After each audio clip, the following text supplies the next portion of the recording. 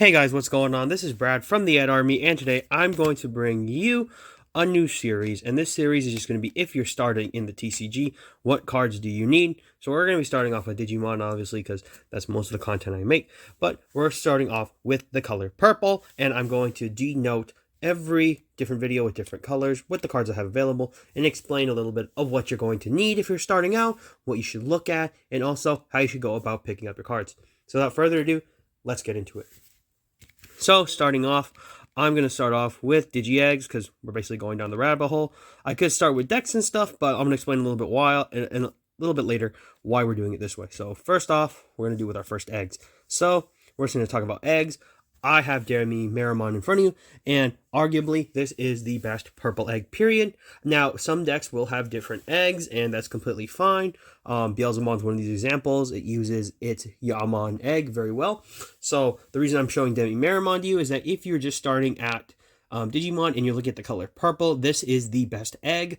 It is arguably the most generic egg for the deck and purple decks as a whole. It's the most utility. It offers you a lot of versatility in decks that maybe the purple are they're a part of purple, but they don't necessarily have as much draw engine as others. So just using this essentially allows you to do a lot of things.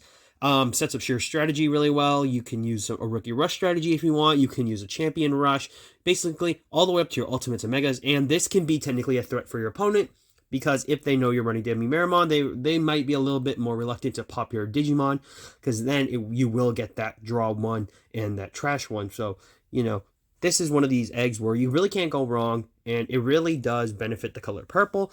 And arguably, if you are starting out, this card is worth its weight in gold.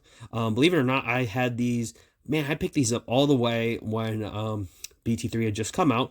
This egg, actually, I think the cost of these were under $1 when I bought them. So, that just shows how long it's actually been, but also how useful the egg is. It has seen play in every format since its release, and we'll probably see even more play as long as it doesn't get hit on the ban list or something better comes out. So, we're just starting off with the in training here with these eggs.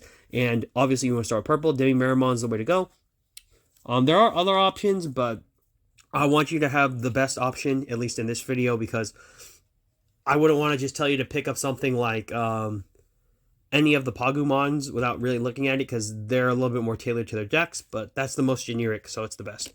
Now we're going to move to rookies. So these are the ones I think that if you're starting out, you really should pick these up. There's nothing wrong with getting other rookies, but these are the ones you should look into, I think, just because they offer a lot for your strategies, but also they offer a lot for versatility. So first we have Gabumon. I think Gabumon is arguably one of the best of the generic purple egg. Rookies. It doesn't see play in every deck, obviously, because there's some decks that want to utilize different rookie inheritables, but this one is a great one to start with. It basically has a similar Demi-Raramon effect, where on deletion you trigger the draw 2, and then you trash 1 card from your hand, so it nets you a +1 technically when it leaves the field. But point is, it has to be a champion or higher to use this effect, because this isn't inheritable. But this effect is very valuable, because sometimes you need that draw 2 to see some of your pieces, or just to advance your strategy a bit more. Maybe you're bricking and you just have a champion you want to swing, or maybe even so you're building up this like some of the purple loop combos we've seen. They take advantage of this card because you just need to dig into your deck to see pieces. Next to it we have Psychmon. Funny enough, it looks like Gabumon, but it's not Gabumon. Point is, we have Psychmon. It is one of the Floodgate rookies, and then Gazimon right next to it being the other Floodgate rookie. And these two, honestly, there's other Floodgate rookies too. You don't want to pass up any of the other ones, but the point is these two are going to be the main ones, because purple has a lot of synergy with its level 3s, so a lot of decks like to mess around with level 3s, or just mess around with bringing stuff back from the trash. So these add up as bodies later on, but also they're very amazing just because they are floodgates. Arguably, Gazimon is seen play alongside its very memory blocking counterparts since its release in BT3, and vice versa, since Psychmon has seen its release in BT8. It has seen really wide success play, because we have a lot of decks that like to reduce play costs, and this card just shuts them down. So pretty much, these are the rookies I would like you guys to look into when you have the time. They're all relatively inexpensive. They also have different rarities, so you don't have to go too wild on that. But anyways, moving into some of the champions. So I think this is like arguably the most useful package, and it's relatively budget. And it's amazing that this actually has only been hit for the Izmon, and we have our Izmon package. So that includes scatter modes, obviously, and then the one Izmon because it's on the ban list. But the reason I have this here is that you just have so much versatility that draw 3, then trash 2. It really sets up that rookie rush strategy that I was talking about before, but also that champion rush that you can go with the scatter mode. And essentially, you can just filter through so many cards. I mean, with Demi-Marimon and Gabumon set up, you're looking at filtering at least 6 cards. And you do have to do the trashing, but the point is you're digging six deep in your deck. That's fantastic.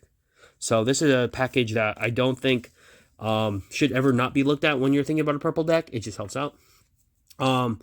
Some notable mentions as well for other champions, because I just want to show off some variety.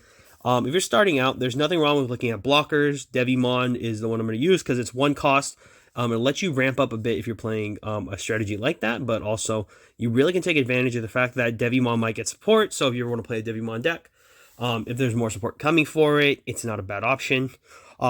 We also have Doberman here, which is another part of the purple strategy, which is like something similar to like Beelzemon, where you get to mill and manipulate your stuff. The reason Doberman's here is that it has an additional effect on deletion, that when you mill these cards, you're also able to return 1 purple Digimon card or 1 purple Tamer card from your trash to your hand.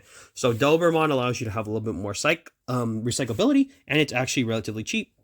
And then finally, I've got Loimon here. There's no reason not to pick up at least a hybrid if you're going to play Tamers, which is the next thing I'm going to show. And arguably, just having like even 1 copy of this if you want, thanks to something like Doberman, you'll have access to it even if you mill it or trash it. So if you were looking at cards for purple, this is something you just don't rule out. Now, moving into Tamers. The only Tamer I really think you guys should take a look at if you're just starting out is going to be this Madashita from all the way from BT2, but this one is obviously the reprint version from the tournament pack.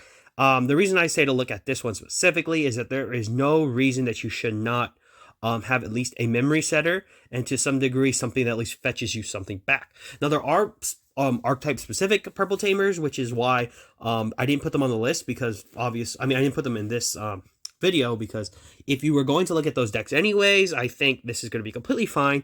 You're going to be able to take a look at those and understand what they do, but this is kind of one of those things I wanted to show off, because if you really pick Matt Ashita, there's nothing really wrong with it. It'll set your memory, it fetches you a card. If you do play the hybrid, this is going to go right on top of that, so, you know, it's kind of hard not to just talk about this one alone, because it just does so much for what it is. And yeah, it's kind of hard to beat it. The other purple Tamers are okay, but they're more specific. And then finally, I just want to show off some of the memory boosts. There are option cards that I would have shown off because, you know, they're not bad.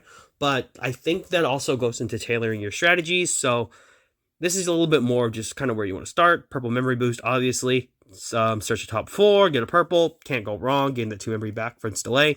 And then Mist helps you by trashing 2 from the top of the deck, and you draw 1. And then you get memory back when you use its effect to gain the 2 memory. And pretty much these 2 are here for the specific purposes. One's just a generic search, and one's a generic mill and helps you draw. So really digging in that deck. But that's all I've got for you guys today. If you're wondering why there's no level 5s or no level 6s, I think when you get to that territory in purple, you're really looking at archetype specific cards.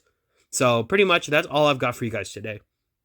Now, obviously, leave a like, comment, and subscribe to the Ed Army. I'm bringing more content, and it'll be coming to you guys quick. So I'm Brad. I'm signing off. And for all of you out there, to sign on.